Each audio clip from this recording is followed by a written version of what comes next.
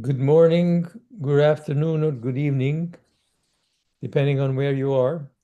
This is the ARPA Institute panel discussion. And today we're going to talk about the Orbeli Forum. And we will introduce the speakers, the panelists later. But before that, I would like to say a few words about the ARPA Institute. As many of you know, ARPA Institute has been working in Armenia since 1992. And we have achieved quite a few projects, and we continue working towards new projects. And our latest new projects are the Polytechnic University Center of Modeling and Analysis for Circuit Design. And that is a very important initiative, we believe, because um, there's a lot of large companies like NVIDIA and AMD who are now interested in Armenia. And there will be a large data center in Armenia built soon. So so these companies will need designers, and so we are trying to teach the circuit design, advanced circuit design to students so they can be prepared. We also hold, of course, our annual invention competition for young scientists, and this year we have received 12 inventions. They are now in the process of being evaluated already. And the process takes about a couple of months.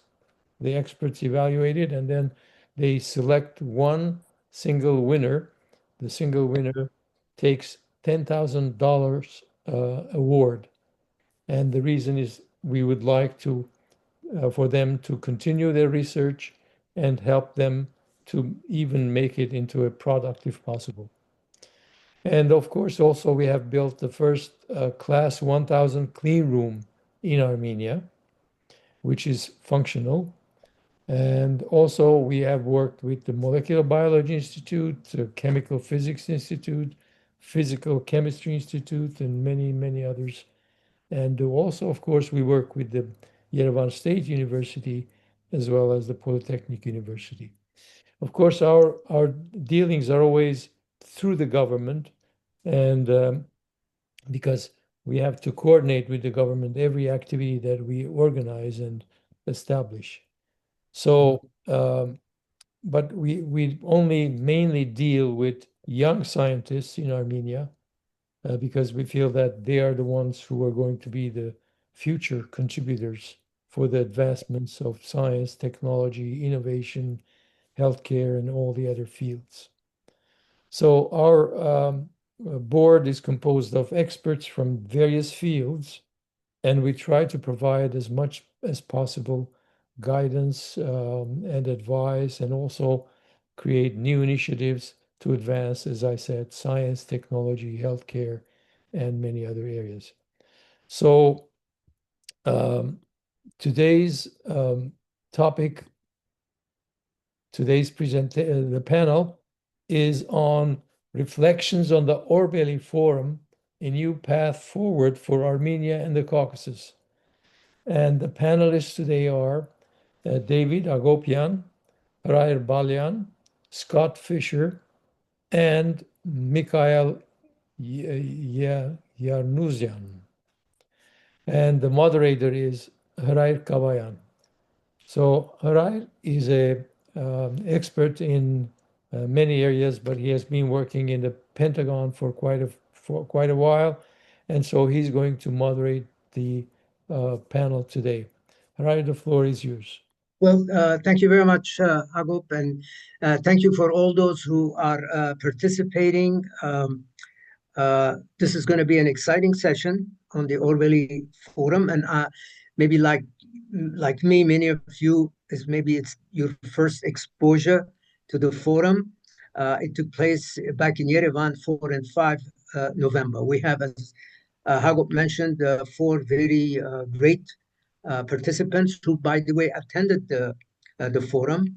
Dr. Mikhail Yalanuzian, who is the coordinator of the center, and David Akopyan, Dr. Scott Fisher, and Dr. Hrair Balian.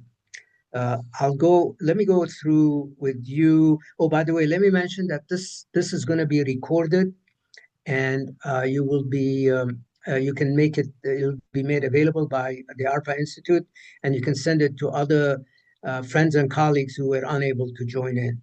And please insert your questions as we go through in the chat box. We're going to get to them at the end.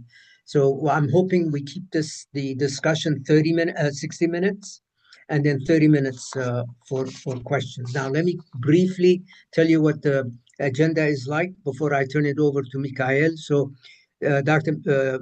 Mikhail Yalanuzian will provide opening remarks, background to the Orbeli Forum, goals, the invitees who were invited to the forum that took place in November, and the key takeaways from the panel. And like I said, by the way, it's recorded, and you will see the site on the chat box in the chat box there. So then I'll ask David Akopyan, Hrair, Balian, and Scott Fisher to provide their impressions as attendees.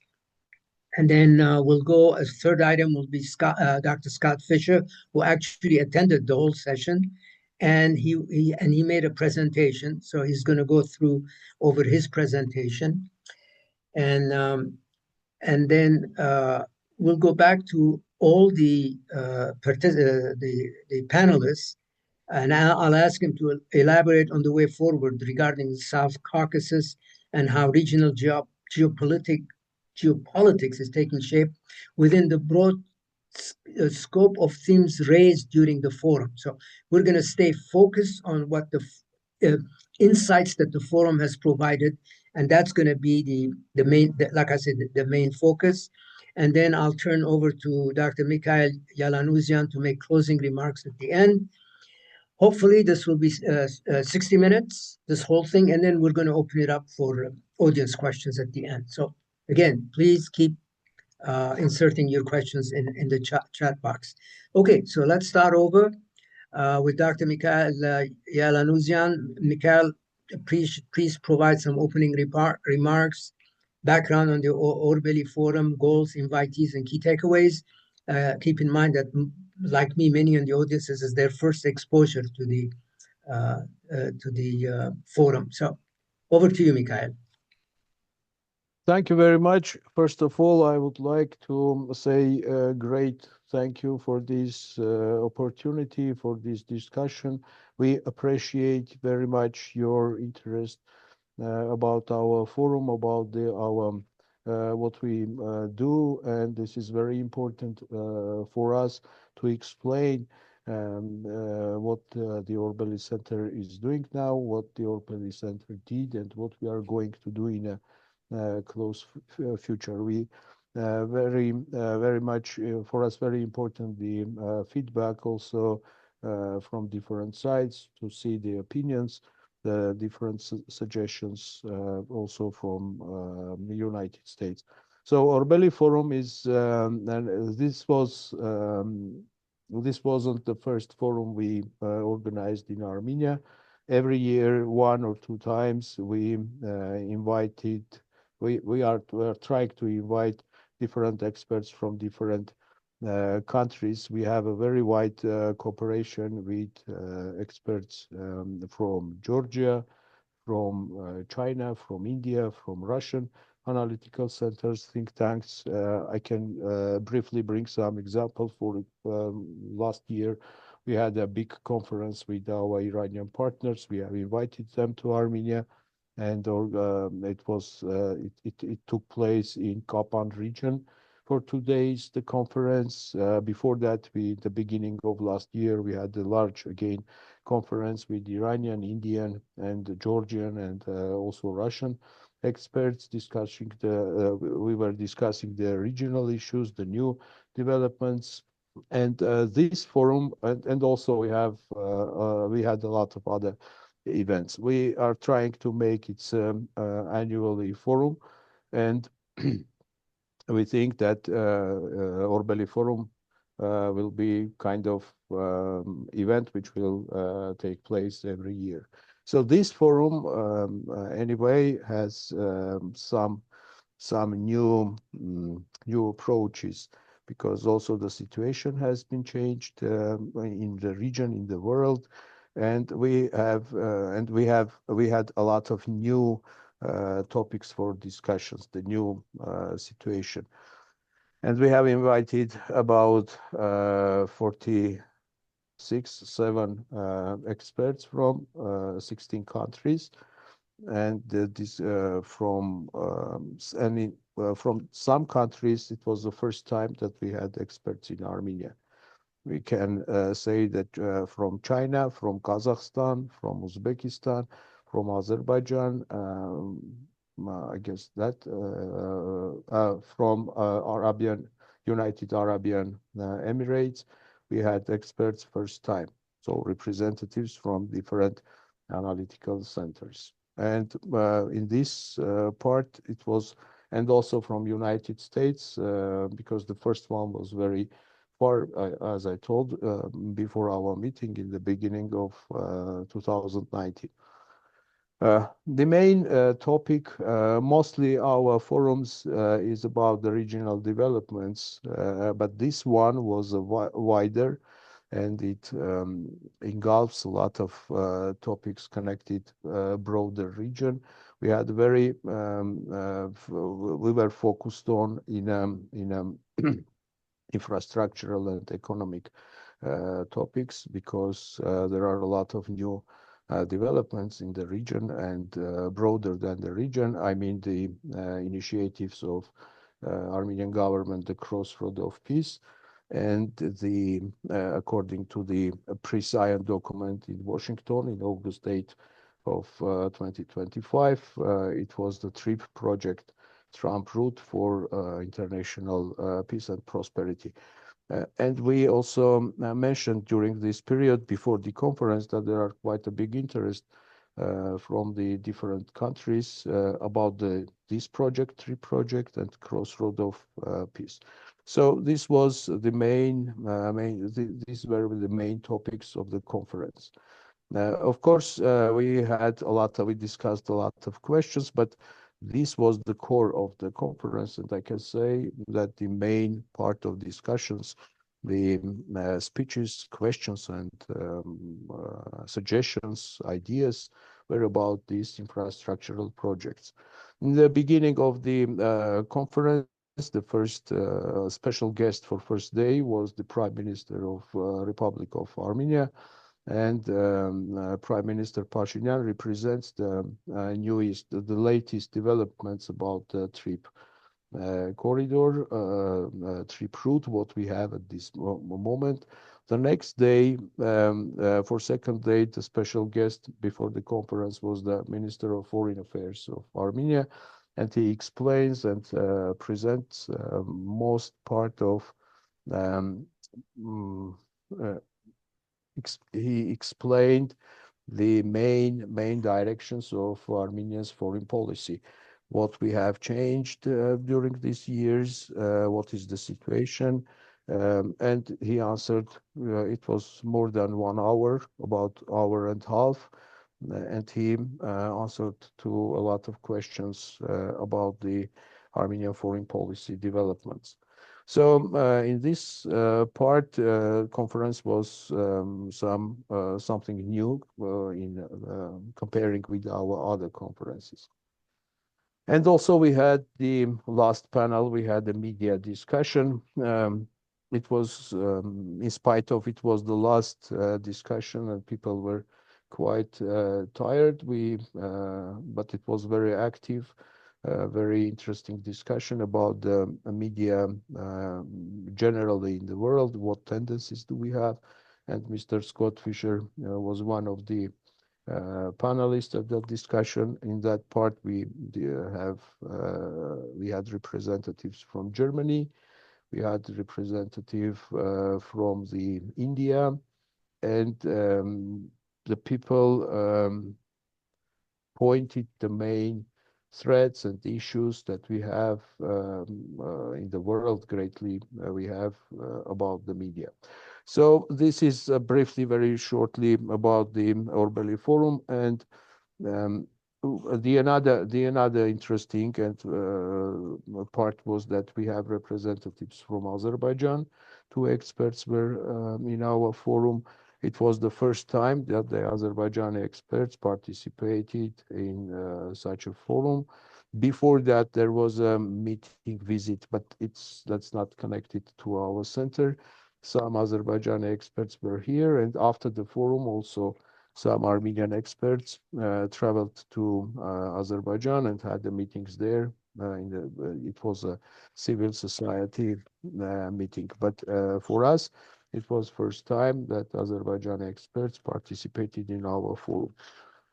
So this was the main aspects of forum, and we believe that this cooperation, mainly international cooperation, with the different countries' representatives, different think tanks from different countries is very, very important, both for us, because we can see the other ideas about the topics which are interested for Armenia. We can listen to other experts and understand how they see the region, how they see the common issues which we have, and also it's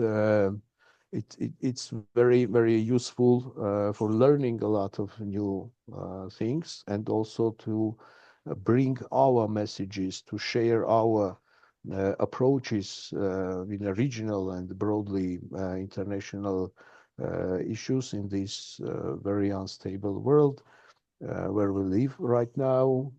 So in this in this meaning, it's very, very, very important for think tanks and analytical centers. Maybe it would be easier for me if you ask some additional questions, if you want to know any details about the forum. But the main idea, the main topic was this. Well, thank you very much, Mikhail, for these introductory remarks, setting the stage. And I want to remind the participants that in the chat box you have this the website where you can download the recording. So if any topics are of great interest to you, you can do that. And also, please insert your questions in the chat box, because we are going to get to them at the end. So next, I want to ask David, Hrair, and Scott, who attended the forum, to provide their impressions as attendees, what they heard and what they saw. So let's, between the three of you, if you can take 10, 15 minutes, that'd be great. Thank you very much. Over to you guys. Let's start off with David. So you want me to start, right? Yes, go David first, Hriar, Okay. Balian next, and then Scott third. Okay. Go ahead, David. No, okay. First, thank you very much, and thank you also to Mikhail and the organizers. I was in Yerevan and had the opportunity to participate in most of the sessions. Those of you who didn't manage to read the intro about myself, I worked 26 years for United Nations, was the UNDP director in Syria, Somalia, Afghanistan, Central Asia, etc. So I know a bit the region and about the diplomacy and peace and conflict, etc. So importantly here, I think what I want to say that this year, of course, the 2025 is a year of major tectonic changes, and many things were happening beyond our control, our Armenian control.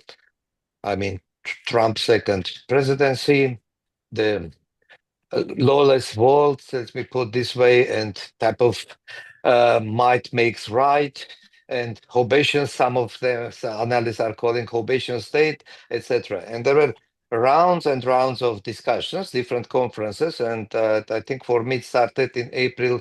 There was an AUA conference about the South Caucasus in the New World and the regions around it and how we move forward. There was a Yerevan dialogue. I was in Tehran. It was Tehran Dialogue Forum, again, about the region beyond, but also specifically about the South Caucasus. And many things happening. So the year was very rich on events discussing the region.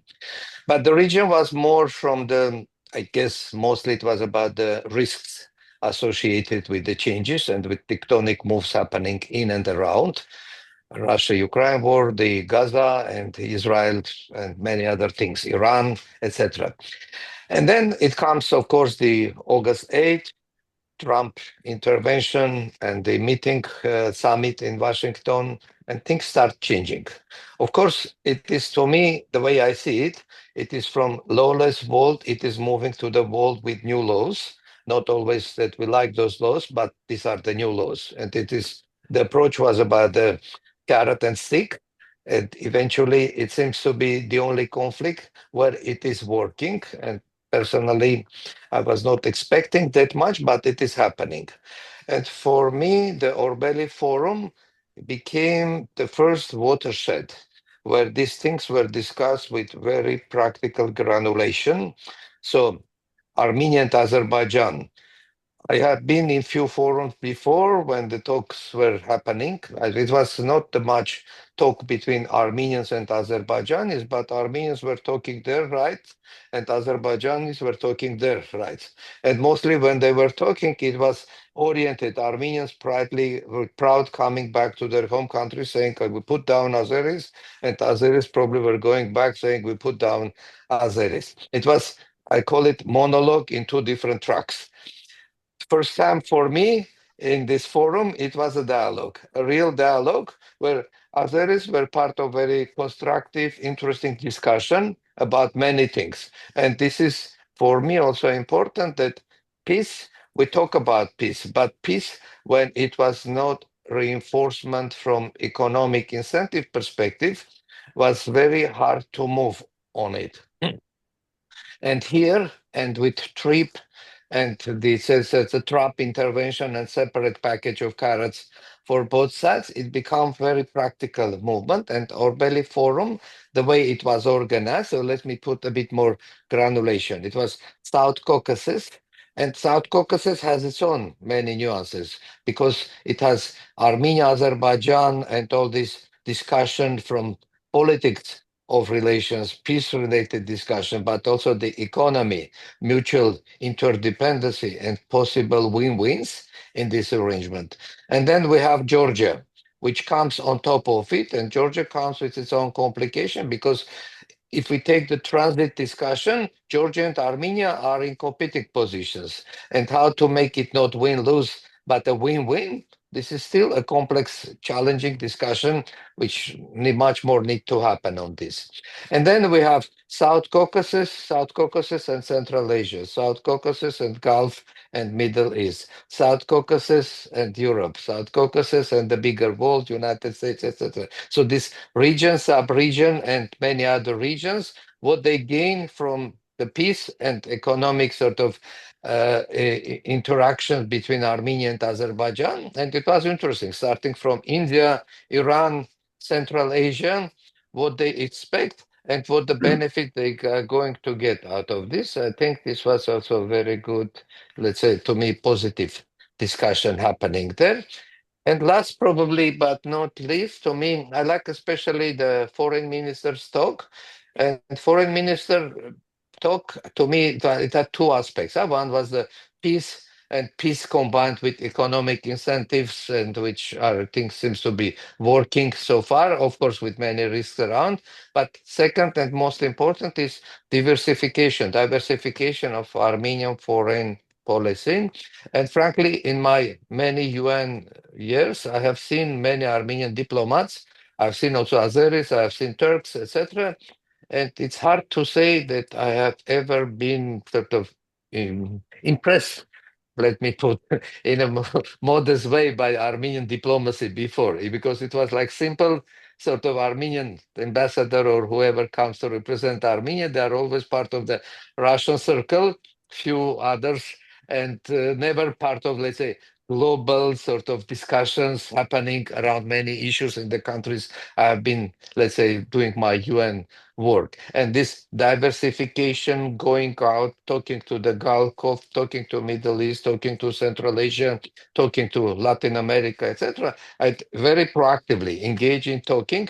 It is something important and new. And of course, it's not simple after years of, let's say, relative diplomatic isolation to break through on many different fronts, but at least I personally like the quality of his thinking. So I will probably stop here and then later we'll elaborate on the way forward. Thank you. Well, thank you much, Thabit. So let's go on to Hrair. Balian, Hrair, over to you for your impressions as an attendee. And I know you weren't there the whole time, but just bring our audience up to speed on this. And by the way, let me remind everybody, keep inserting your questions in the chat box. We're going to get to them at the end. Hrair, over to you. Thank you, Hrair. I won't be long. I'll be very brief because, as Hrair mentioned, I only participated in the second day of the conference. I was there when the foreign minister spoke and took questions from the audience, and the rest of the day, most of the day.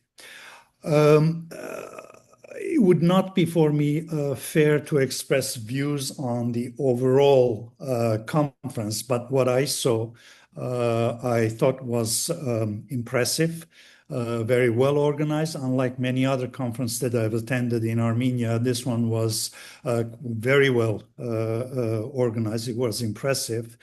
And what was impressive already, Mikhail mentioned, was the international diversity of the participants. However, I have two criticisms that I'd like to share with you all for the sake of improving this kind of conferences in the future.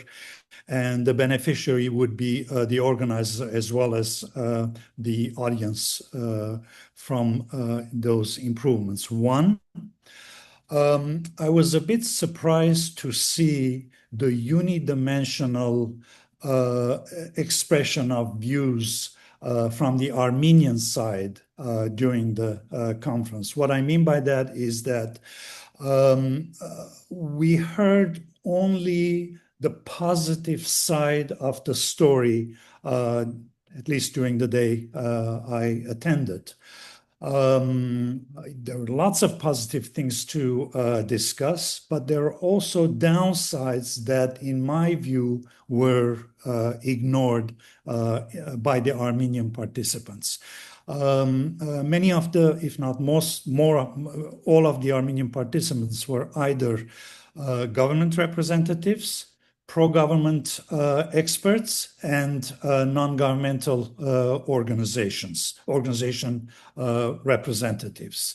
Of course, their views are important and they must be heard, but it is also important to take off once in a while our pink lenses and look at the developments in Armenia, in particular the latest developments, the discussion on TRIP and many other issues, the peace agreement initialed, etc., with a bit more critical view so that we can prevent some of the pitfalls that many other peace agreements that at least I've been part of have been victims of because they have not foreseen the downside of what may be coming. So a little more diversity from the Armenian side would have been very helpful, and it would have made the conference and the discussions far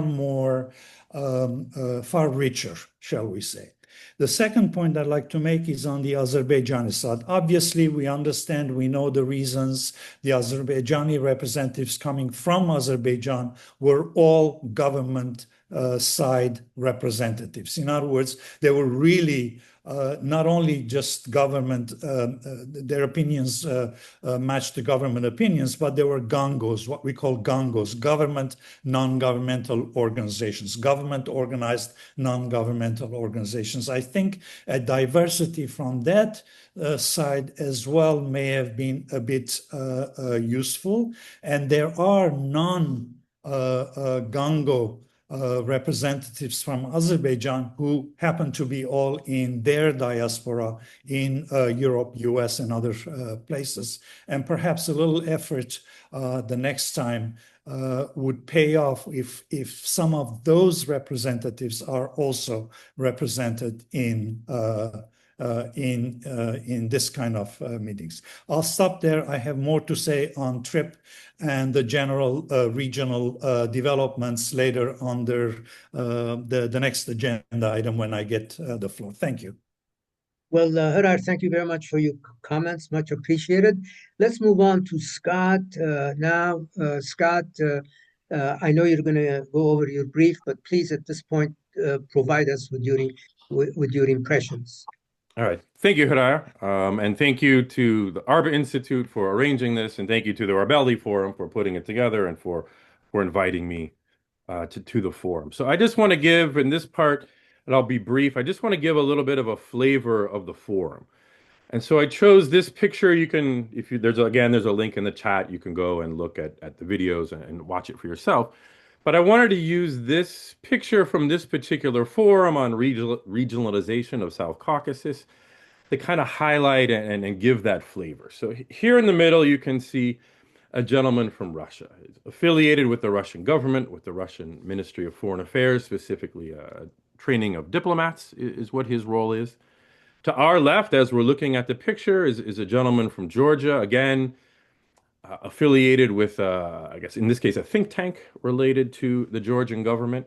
Then to the far left, you see a gentleman from Iran, affiliated with a diplomatic ministry, a Ministry of Foreign Affairs think tank. Right? Moving to the right, you have the gentleman from Azerbaijan, government-affiliated think tank. And then to the far right, you have the host of the panel, a gentleman from Armenia, also a think tank affiliated. All right? So these are not official representatives of their government speaking on behalf of their government, but all of them have some affiliation with the government. So I think that is important as I describe kind of what happened here. And so in the middle, the Russian, relatively early in the panel, got, I don't know, aggressive is the right term, but he was very proactive in advancing a Russian frame of reference.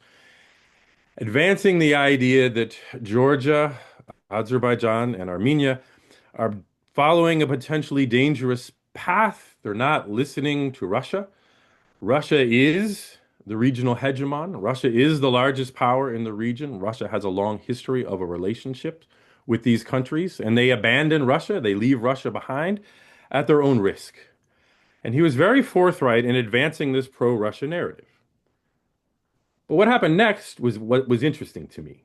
First was the gentleman from Georgia, right, to our left here. He was somewhat quiet and soft-spoken, but he was very adamant about not appreciating being lectured to by the Russian representative. The South Caucasus needs to form its own path forward, and simply listening to or adhering to the demands of the Russians was something from the past. And after he spoke, the gentleman from Azerbaijan spoke up much more strongly. He was relatively aggressive. Again, watch the video on YouTube. He was very aggressive in pushing back against this Russian idea. It's not for the Russians to tell the South Caucasus what to do. That era has passed. If outsiders are interested in the South Caucasus, great. It allows the space for the countries of the South Caucasus to move forward without that Russian hegemony, without Russian dominance, without Russia forcing the countries to do or follow a path that they were most interested in. Right? And then to the far right, the Armenian gentleman spoke next. And he was the host, so he wasn't presenting so much, but he was representing Armenia. And it was interesting to see. He very much followed similar lines as the Georgian and the Azerbaijani in pushing back against what the Russian was saying. and following a relatively similar line that it's no longer about Russian hegemony, right? The South Caucasus, the countries thereof, have to move forward along their own path, right? Have to judge for themselves. It's no longer, Russia's backyard.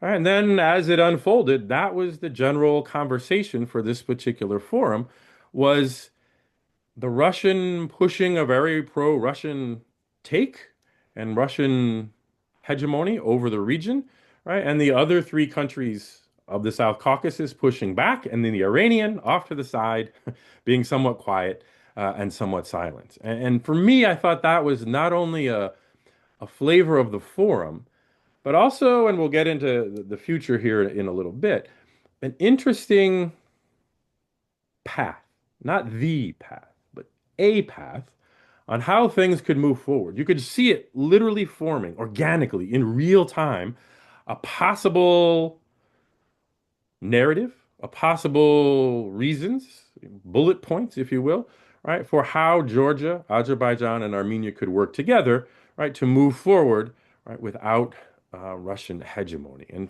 that, to me, was the most fascinating 30 minutes of the entire forum, right, and really offered an interesting possibility, right? It's as the other gentleman, as David and Hrair mentioned, in a way you can kind of see history teetering here. We don't know which way it's going to go. And to David's point, there's some tectonic shifts that are happening. This is a way, and you could literally see that possible pathway forming in front of your eyes as you watch this particular forum. All right, so I'll end it there, and thank you for the opportunity. Well, Scott, thank you very much. Very insightful comments, and as you say, we'll need to come back. I'm sure all of you are reading a lot of the publications and literature about what will happen once the Russia-Ukraine conflict is kind of quote unquote, whatever words we're going to use, solved or ended or whatever. What would Russia's attitude be in the South Caucasus? That seems to be a hot topic. If you guys want to comment on that, we can get to it. Okay, so now we're going to go, Scott, we're going to go over back to you. You made a presentation, and we would like you to present that to our audience. Over to you, Scott.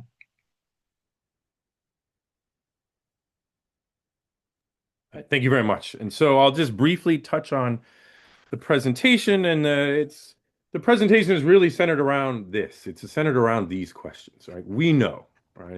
It's a leading question.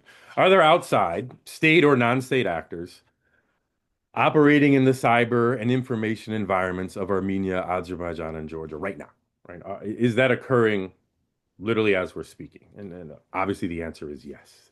This is occurring both covertly, right, and overtly, right? You have different information campaigns that are taking place, right, within the domestic information environments of each of these countries, but then also more broadly, right, attempting to affect the thoughts and viewpoints of the various diasporas, right, and then the international community kind of more writ large. And then more specifically, are these information campaigns attempting to disrupt the recent ceasefire agreements? And from what we're seeing, some are, some aren't, right? They're attempting to advance the goals of the various countries that are involved, right? And they're attempting to, in some ways, discredit, right, those that are taking a line different, right, from what their preferred outcome is, right? It's a ceasefire, it's not a treaty, right? So to get from a ceasefire to a treaty, this is a difficult path, right? And these countries, these information campaigns are occurring right now to influence how that moves forward. I just mentioned previously about we're at a teetering point. History's teetering right here. Which pathway is it going to go down, right? And in the information environment, countries and NGOs, right, affiliated with these countries are attempting to influence which pathway that goes.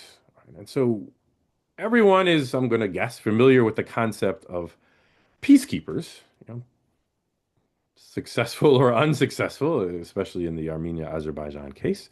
Right? And then there are gentlemen and others on this call with way more experience than I have when it comes to international peacekeeping. But peacekeeping, when people normally talk about it, it's talked about in a physical sense, in a kinetic sense, right? Is someone attempting to control a border or come across a border? Are there skirmishes? Is there fighting?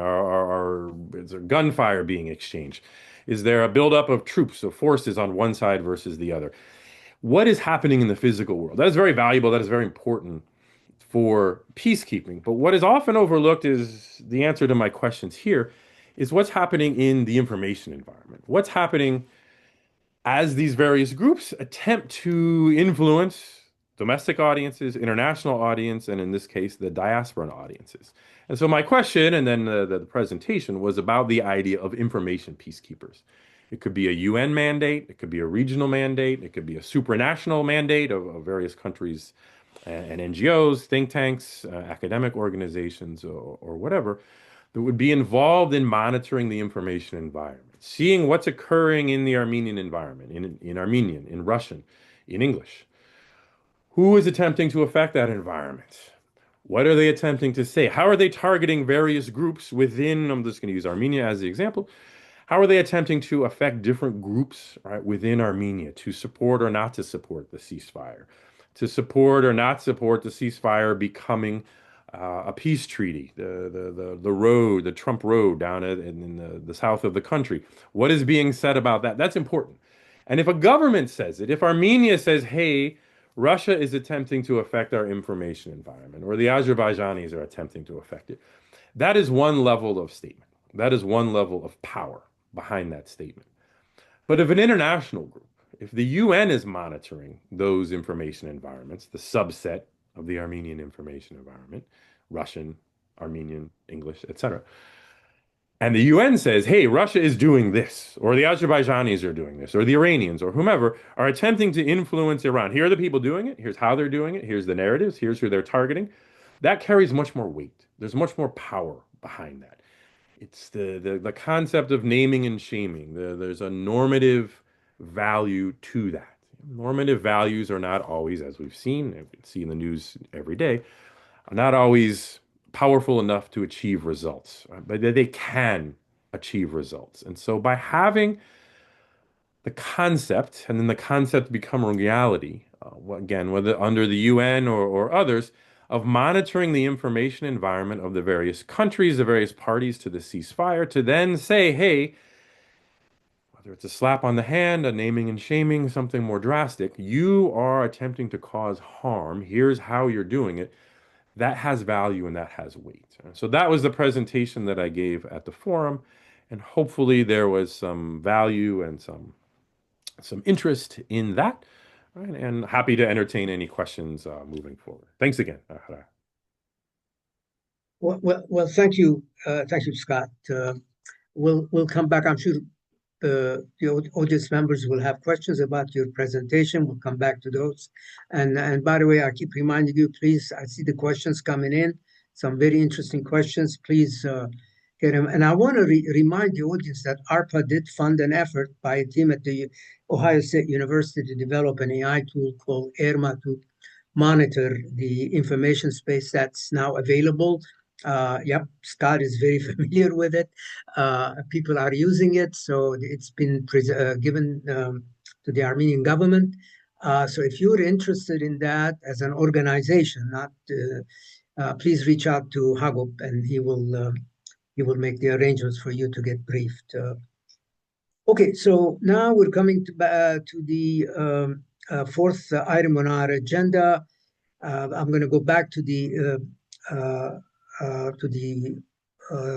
panel members and ask them to elaborate on the way forward regarding the South Caucasus and how regional geopolitics is taking shape within the broad scope of the themes raised during the forum. So we're gonna stay on the themes raised in the forum. Otherwise, this item can take hours and hours. So just what are takeaways from the forum, what the speaker said regarding the way ahead for the South Caucasus? So let us start with, let's go Mikhail first, and then we go to Tavit, we go to Scott, and then we go to Hrair. So let's start off with, Mikhail, you have the closing remarks. So let's just go with Tavit first, and then Hrair, and then Scott. So go ahead, Tavit. Thank you, Hriar. And so interesting discussion. And there are so many nuances. I think many things are in formation a lot of complexity. A couple of points, I think, for me, the most important ones, whether South Caucasus could become one economic, possibly political entity or not. And there was some months ago, my very good friend Eric Akopyan had an interview with my very respected professor, without naming him. The idea was that these three nations are totally incompatible, and there is no way we can come to senses to each other, and we are so different: culture, religion, politics, etc. So it's hardly there's any way sort of a common ground could be built upon. For me, and this discussion also, I came more positive of this, and personally also in my work in Afghanistan, for example, my closest friends and partners in UN was one from Azerbaijan, the other one from Georgia. And same in New York also. I had good friends from Georgia and Azerbaijan. And let's say, yes, nuances are different, but there is something which brings us together. So if we can take these small elements and build around this some commonalities in interest, I think this is going to take us to somewhere positive. And I'm mindful of course, and Hrair Balian, what he said, and I understand there's many complexities around and many risks around. But just to say this, and he knows much better than I do because he worked on real peace in Palestine and many other places. But the peace at this stage is something very embryonic. And our relations with Azerbaijan, thanks to carrot and pressure from Trump, etc., somehow seems something positive is being formed. So how to take this something positive? And then things started coming after that. They sent some volume of grain from Kazakhstan to Azerbaijan to Armenia. Now we talk about the oil supplies and natural gas, which comes as an alternative to the Russian, because Armenia for now is so much dependent on gas coming from Russia. We have some from Iran, and if we get something from Azerbaijan, it will help us in our, let's say, economic sustainability, but many other things. So there are many, to me, self-reinforcing compatibilities in our economies that we can try to build on. Now coming back to the transit and trip, Trump route, and many other things. I am not extremely positive. I think there are still many challenges. So far, we didn't hear much about practicalities of this.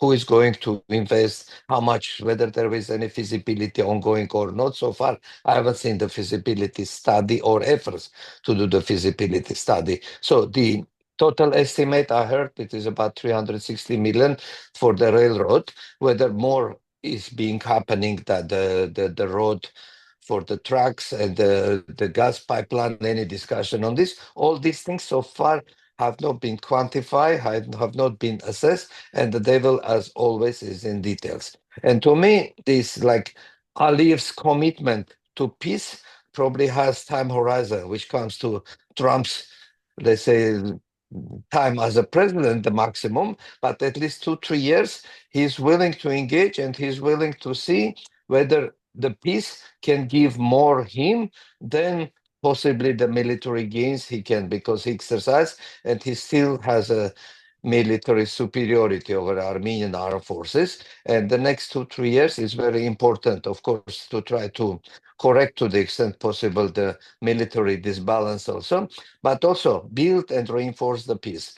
About the Georgia, I mentioned already. So it's very important when we come. So South Caucasus is not, because it was mostly the route through Azerbaijan to through Georgia to Turkey or to Black Sea, and Georgia had type of monopolistic position in making this middle corridor working.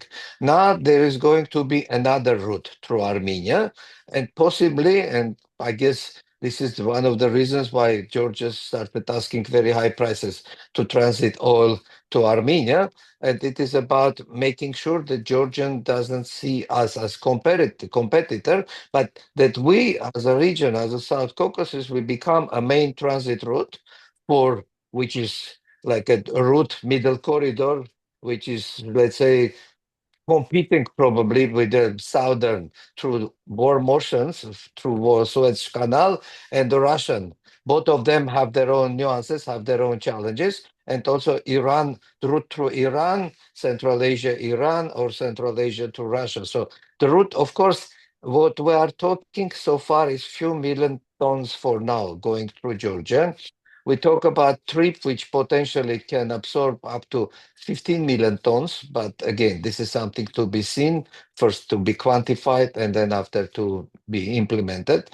Um, and with Georgia building and reinforcing their own ports in Anaklia, they have a Chinese major investment. So they plan eventually to accommodate 100 million tons through Anaklia port, which is like, according to them, it is 9 phases project, many decades, etc. So there is a lot of, let's say, being done. And to me, on this, I totally agree with Hrair Balian, just focusing and praising ourselves for this wonderful thing is one thing to give like the embryonic piece some positive spin, but at the same time, many practical details and many complexities and many risks are still waiting us. And we need to be mindful, and more discussion on this with more granulation will help to move forward.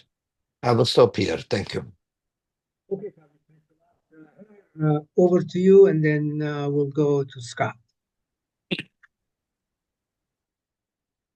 You're muted, right? Did you say Hrair? Yes, you go. You go You next. call me. Okay, Yes. I didn't hear it. Sorry. Thank you. Okay, where to start? Under this topic, there's obviously a lot of issues to cover. We're talking about bringing Armenia out of its isolation in the region. We're talking about the trip, which at this point is only an idea. The details are missing, and the devil always is in the details. But as I understand it from the forum in early November, negotiations are underway between Armenia and the US to develop the details for a trip. The US ambassador in Yerevan also elaborated on this, I think it was last week, in a press conference. So it's under discussion. So I cannot say much about the details for the trip until we see what is developed and what is made public. And also the foreign minister promised that the details of what will be discussed, this is at the Orbeli forum,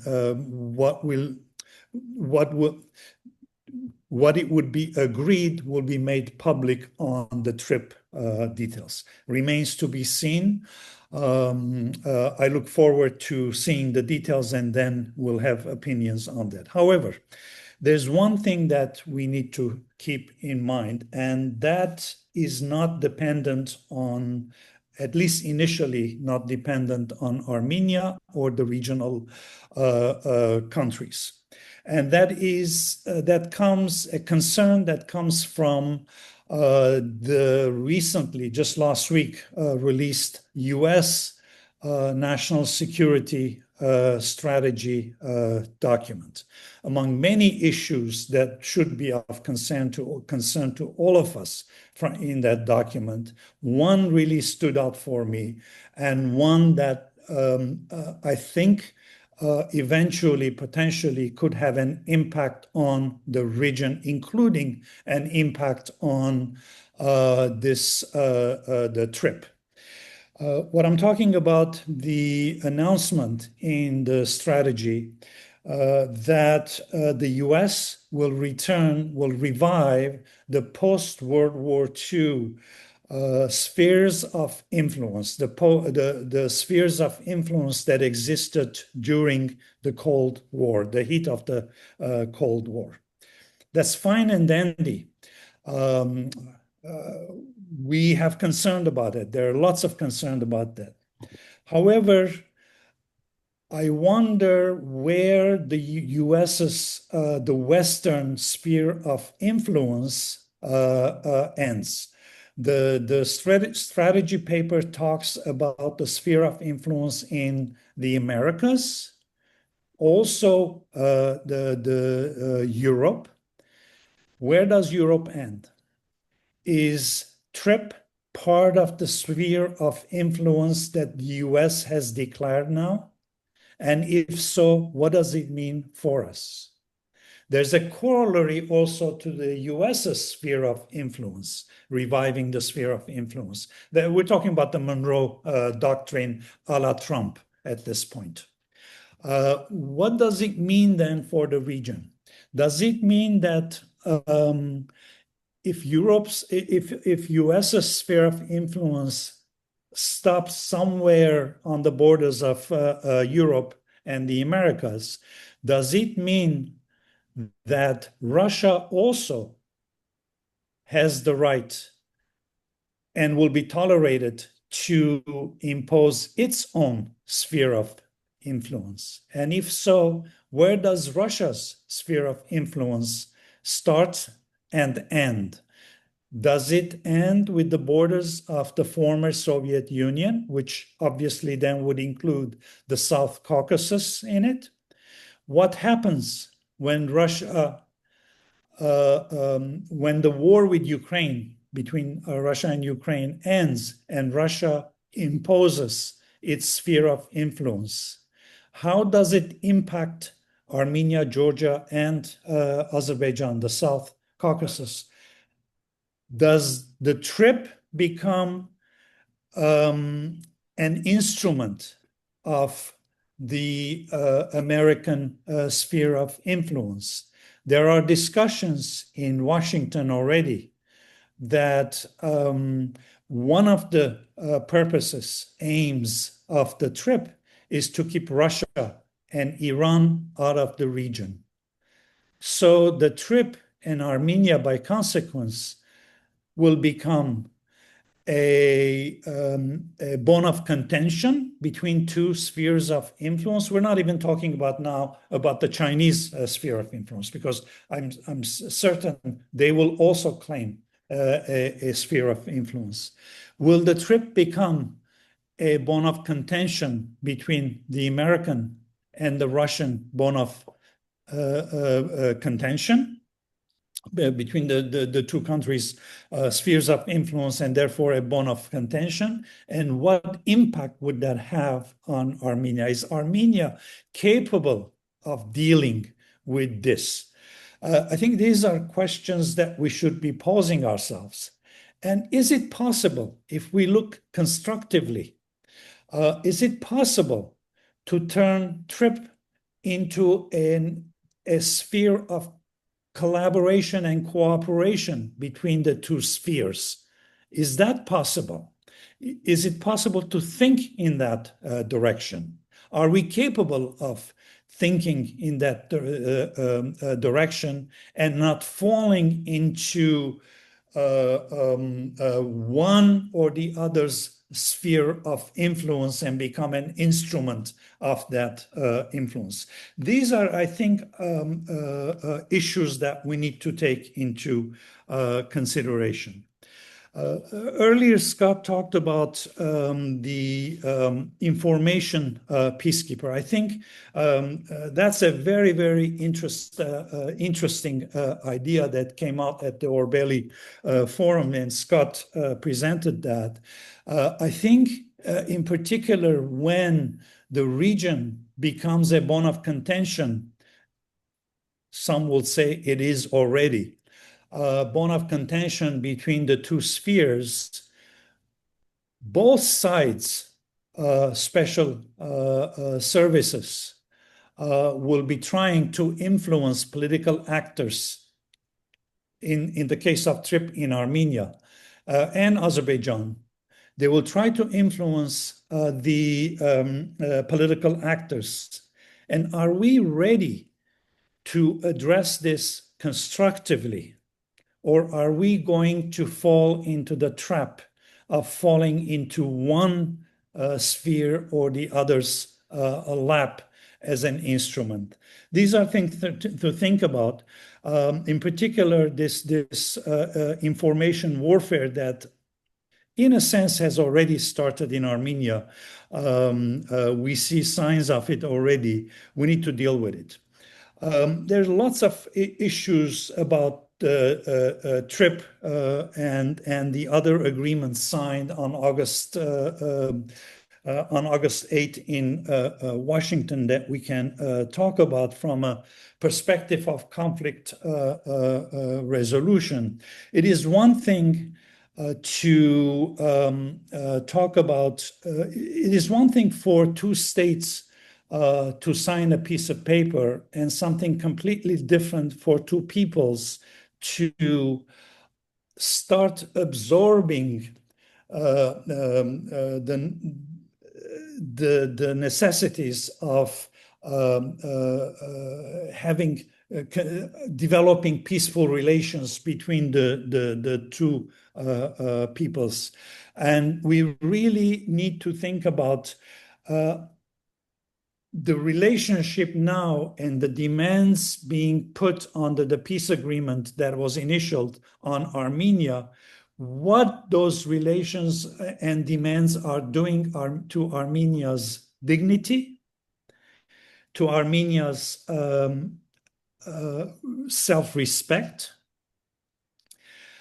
and the population's respect for what was agreed between the two countries on a piece of paper, and the outstanding issues. And when I'm saying the outstanding issues, I'm talking about the border dispute, the still continuing border disputes between the two countries. Yes, there are discussions going on, but those discussions are tending to be interminable, and it would be good for to have a deadline, some time frame within which those border disputes to resolve. Don't forget, there are 240 square kilometers of Armenian land occupied by Azerbaijan, and the people will be thinking about it. Withdrawing lawsuits, intergovernmental lawsuits, as a result of the peace agreement is another issue that is not popular in Armenia. Changing the constitution, Azerbaijani demand that the Armenia change its constitution. It is not popular in Armenia. And these issues may force backsliding on the peace agreement. These are issues that we need to address. We cannot sweep those under the rug. And finally, the hostages in Baku. Still under trial in Baku. If those issues continue, if the hostages remain in Baku, and we don't address that issue effectively, the peace agreement will remain only on paper and will not go establishing peace between the two peoples. Those are issues that cannot be swept under the rug. They must be discussed and addressed effectively. It is in both countries' interest to resolve these issues and not to ignore them. Thank you. Well, thank you very much, Hrair, for these insightful comments. I'd just like to remind the audience, I listened to at the Doha Forum, there was one panel, Armenian foreign minister and the Azeri forum, that I found very hopeful. Maybe I was, but you can go to the Doha Forum and probably locate it. Very interesting, worth listening. Okay, so let's go on with Scott for your to elaborate on your key takeaways before we to end this section of the panel. Over to you, Scott. All right, thank you, Hriar. I'll be brief. And as you know, I'm by no stretch of the imagination an expert on the South Caucasus, though you and Hagop and ARPA have been trying to give me some good training. So thank you for that. So the perspective I'm going to look at is an international security perspective. And kind of alluding to what I mentioned earlier, is a way. And so it's not unheard of to use mutual or shared antagonisms as a binding element, as a cooperative element to bring peoples or countries together, right, to move forward in some form of international cooperation. So Russia as that kind of mutual shared adversary or hegemon wannabe or whatever the terminology is could offer a path. And again, that's why I highlighted that particular part of the forum, could offer a path forward that Georgia, Armenia, Azerbaijan could agree on. Right? And once you have some baselines for agreement, you can then simply expand from that existing baseline. The hardest part is finding that initial arena, that initial area, that initial foundation for building those agreements. So that is a way, and that is a way that makes me somewhat optimistic. But to David's and Hrair's comments, there is a lot standing in the way. There are heavily incentivized countries who benefit from continued disarray, who benefit more from separation than they benefit from further cooperation or regionalization. And so that is a challenge, right? And that's why this international security and these jobs and these conferences and these discussions are so important, is because history's teetering, right? That there are opportunities here, and those opportunities taken care of professionally, proactively, could really truly result in something much more positive in the years coming.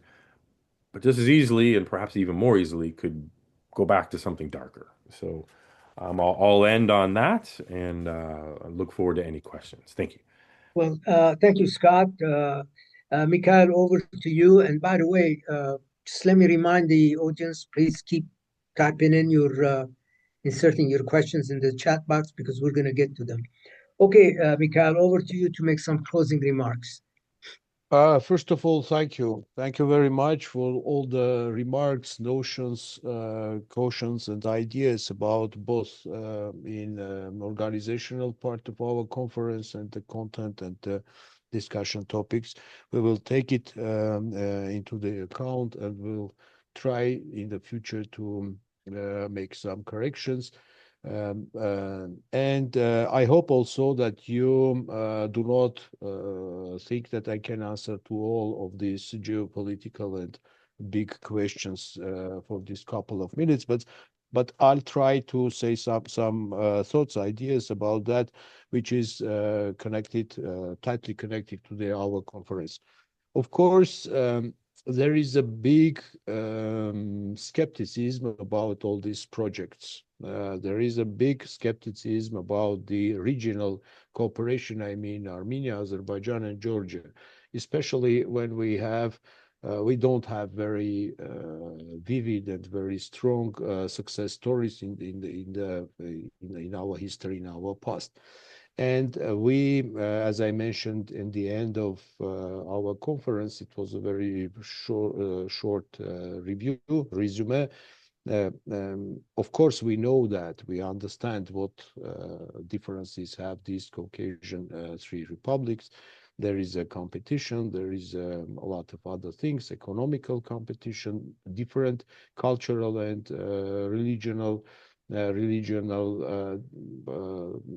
different culture and religion and so on. We know that, but at least we are trying to find what is common between these three republics, I mean the South Caucasus region. Is it possible, the question that Mr. Balian announced here, is it possible to find that niches where these three countries can work together and have some cooperation? And the other part, if there is no cooperation between these three countries, at least we need to try to live in a peace and to have some more or less normal relations between these. All the concerns you talked about, I can say, for main part of Armenian experts and society, it's I can say in this way, it's on the table, on the top of the table. During our conference, we do not make any restrictions to our. Of course, we couldn't even do that. But we think when we were planning the conference to see what is the positive, even very small positive changes we have during this last month. I mean, maybe a year, that good or bad, it's better to have negotiations. All the issues connected with the Azerbaijan, the delimitation process, the Armenian hostages there, and all these issues is negotiating by the government, and they at least promise that they work on it very hard and trying to find some solutions. And also about the delimitation process, it's one of the painful and sharp issues in Armenian society. And also we can say that 2 weeks ago, maybe 3 weeks ago, the Vice Prime Minister of Armenia met in Azerbaijan, Gabala city, met with the Vice Prime Minister of Azerbaijan, Shahin Mustafayev, for discussing the delimitation process. So something is going on. About the big competition between the West, between the United States, between Russia, Iran, and China, of course, it's concerning. But Armenia at least has a position to do everything possible, not to have a competition, especially the great powers competition in our country. We are trying, Armenia tries to find in which parts we can cooperate, not to compete in our country, but to cooperate. Where is that point, very small even points, where the interests of powers can be get together and make it cooperation. About the concerns, again, I can say from the name of our center, we talk about these concerns from Georgian side, from Iranian side, Iranian concerns. We listen to that. We have very active cooperation both with these countries. We discuss it many often in a close format during our meetings and also in online format as well. So we cannot avoid of these concerns because countries see everything, also the region, from their point of view. Our great job will be to discuss with them, to explain them, to show in the reality what is doing the Armenian government, and not only government, the Armenian society in these ways. About the trip, of course, it's very, let's say, very young project in a very smooth way. It's very young. It's only 3 months. And for this moment, we know, according to official announcements, statements from the Armenian government, that route, everything will be under the sovereignty of Armenian side. It will be Armenian and Armenian United States joint organization, joint company. They will manage it together. This company will have a board of directors, and the company name might be the trip company. So this is what could be a consortium. This is what we know for this moment, officially what we know. But the process is going on, and as the officials said many times, in the beginning of next year, we will have more legislative and judicial stuff connected with that, and during the first half of the year, everything legal part of this consortium trip project will be settled, and even we have some information that to the end of the second part of next year, the projects will be started, the implementation of the project. So concerns, I can assure that many experts, academicians are discussing that, and we do not, as one of our followers asked, we do not romanticizing these all the papers we have. And both the society and at least the experts and the government, they understand that there are a lot of a huge job to do, that we didn't finish our job of by signing a document on the August. We just started, we did the first step, and further a lot of developments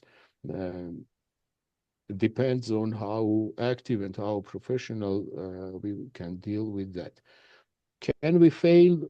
Of course we can fail, but we at least try not to do that.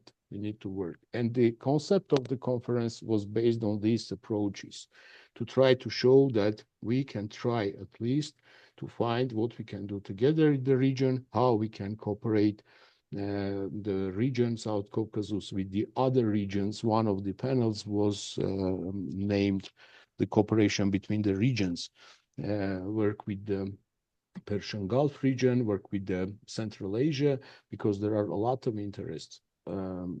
So maybe this, I can say this could be the main takeover and the agreement and the that we need to work. We will continue our cooperation, expert cooperation in this field, in these topics. About our center, I can say that we had a lot of discussions, and we are planning a lot of discussions and work with our colleagues. We already have a schedule of having online and offline events and discussions exactly on these topics in January and even in February. About the forum, Orbeli forum, it will be continued. We will have another forums at least twice in a year, maybe one smaller, and another one is end of year, is in a bigger format. We will have these forums, and we are very happy that people are interested and explain their positions, because it's better to have concerns and represent it, announce it, to address that concerns. It's better much more than to keep silence and stay away from these issues, because this is our country, our problems, and we will try, at least we need to try to find how we can solve it. And the think tanks, and the think tanks and experts can do a lot of useful and a lot of useful job in this field for finding solutions. All right, Mikhail, thank you very much. Okay, so we're going to open it up to the questions right now. I'm going to read them for you quickly, but before I do that, let me remind you again, this panel has been recorded. ARPA will make the link available to you, and also please note in the chat box that the Orbeli panels also been recorded, and you should be able to listen to them at your leisure. So let's start off with the questions right now. We have one from Dr. Isaac Andakyan.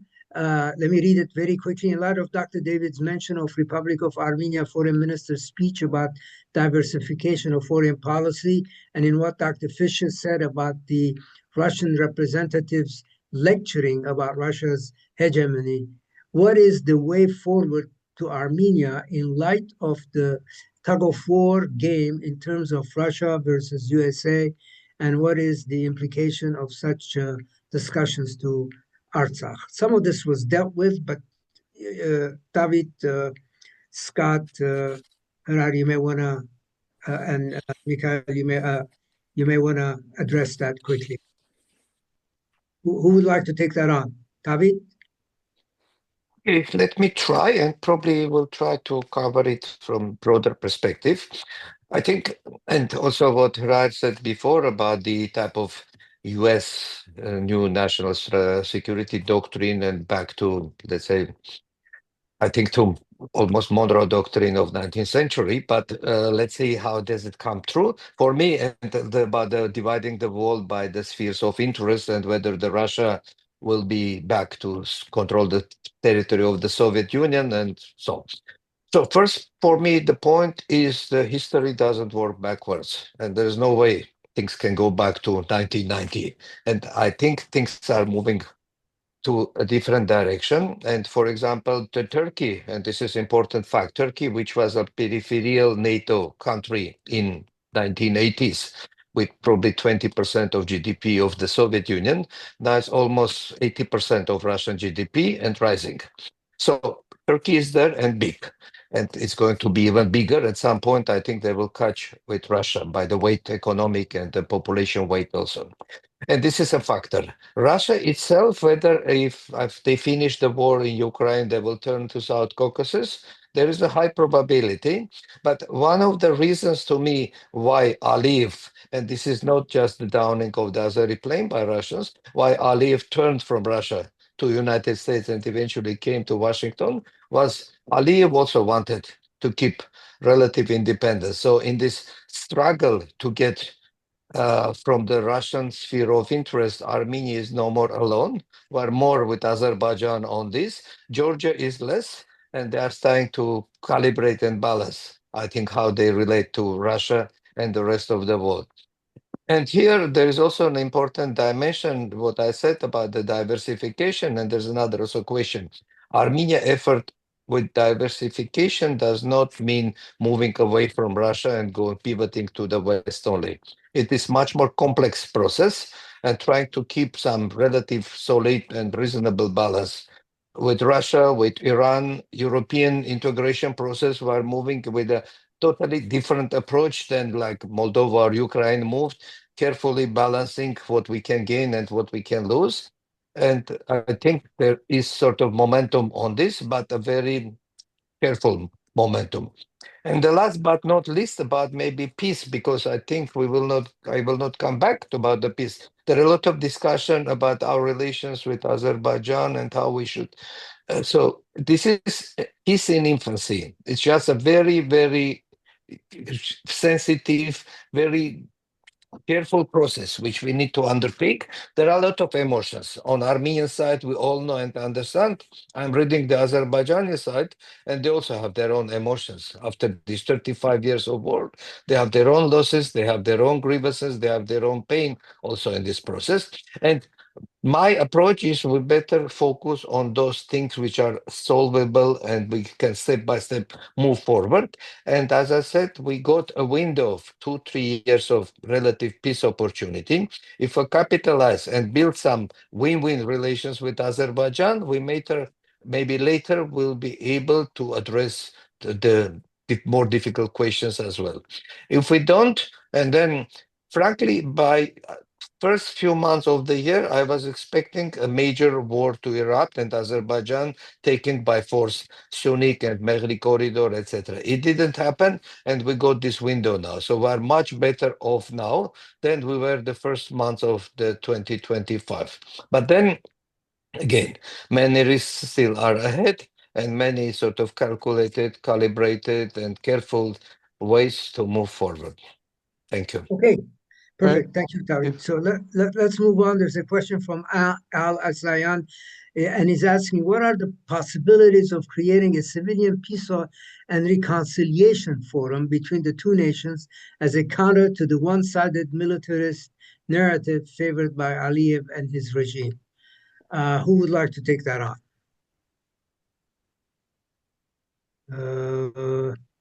Scott. Yeah. Scott, you want to take that on? Sure. I will distinguish between the possibilities of creating one and the possibilities of creating an effective, useful one. And so I think it'll be relatively straightforward to have something formed.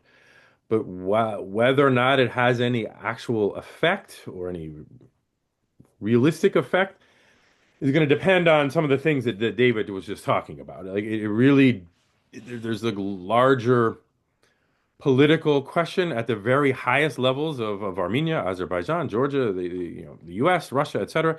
And so it's really going to be important on what transpires in these various capitals before something like this, even if formed, right, could have that type of value. And so I think it's a sorry, I know this is a cop out, but it's too early to tell, and to build that is going to take a lot of commitment at the senior government level for it to have a useful effect. Others may disagree, and I'm happy to have them do so. Thank you.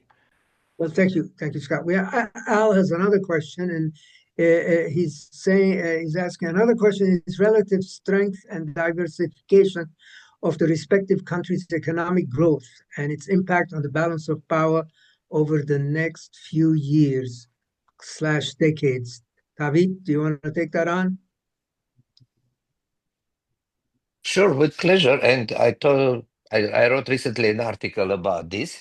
So for now, Azerbaijan, on top of many things and all revenues, it has SOFAS, the National Wealth Fund, which has about $80 billion accumulated reserves. Huh?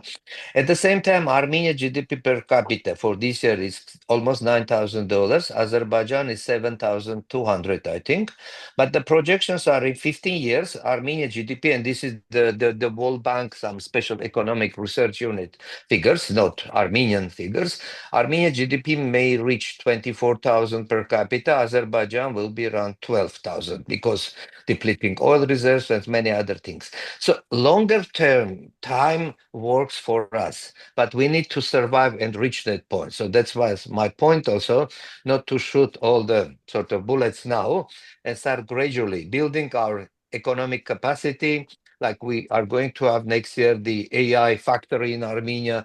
And hopefully we can build some interdependency with Azerbaijan on AI work. So they will need us as a center for innovation, center for new ideas. So together, hopefully they can also start moving, but moving in a peaceful way, or transit.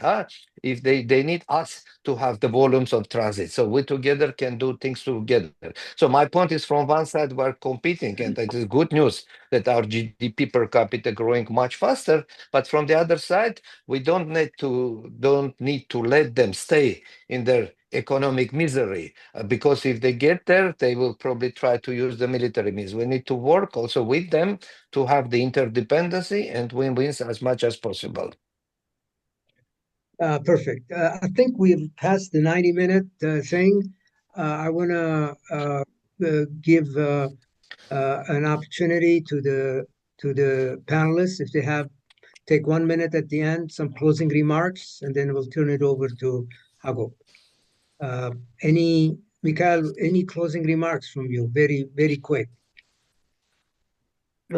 Just I would like to add some small parts. The main feature, the main characteristic of small states, small countries, is trying to keep the balance between the big powers, to have a multi-vector foreign and inner policy, because this is maybe the only way to survive between the big powers, because it's very hard for small states to do in this way. And I believe that all the countries, there are a lot of small, maybe dozens of small countries, that they try to do that. Even the big countries, comparable big countries, trying to keep the balance between the great powers, between the very big interests. So Armenia's foreign policy, and not only foreign policy, should have been very, very cautious, very balanced, very multi-vector, not to get involved in a big powers conflicts and the clashes of their interests. So this is one of the important things that I would like just to mention. That's nothing special. I can even say that everyone knows about that, especially the Armenia. We have a very painful history about this issue. Thank you. Well, thank you, Mikhail, very much.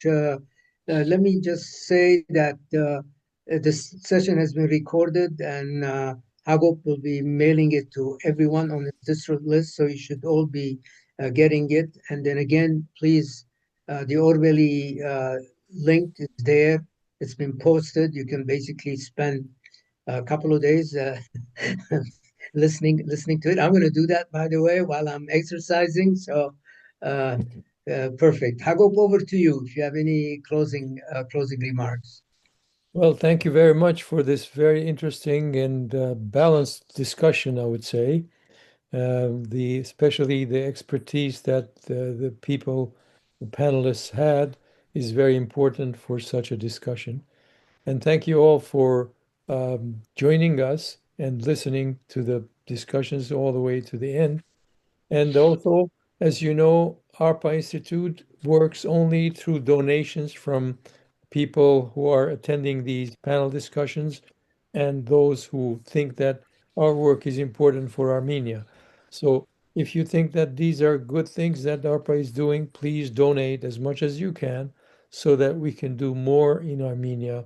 As you know, there's a lot to do. A lot of things are changing, and therefore there is the need for ARPA and the diaspora as a whole to participate. Regardless of your opinions in terms of what is happening, it is very important that each of us helps the situation rather than just criticize. Thank you. Yeah, thanks, Hagop. And just like to add that Tavin and I are working on a report with multiple authors on the topic of Armenia's security and trajectory, and one that's going to happen, after the new year, of course, probably January, February, and then once we do that, we'll have another panel discussion on the topic. So Yes, if any one of you is interested in that, please get in touch with Tavir or I, and we'll be happy to discuss that with you. and also I'd like to mention that we have another panel discussion on the Kemalist era during the early years of the independence of Armenia and its impact on the region as well as Armenia. So you'll be invited, of course, and I think it will be again a very interesting discussion. Thank you all, and see you next time. Thank you. Thank you. Thank you.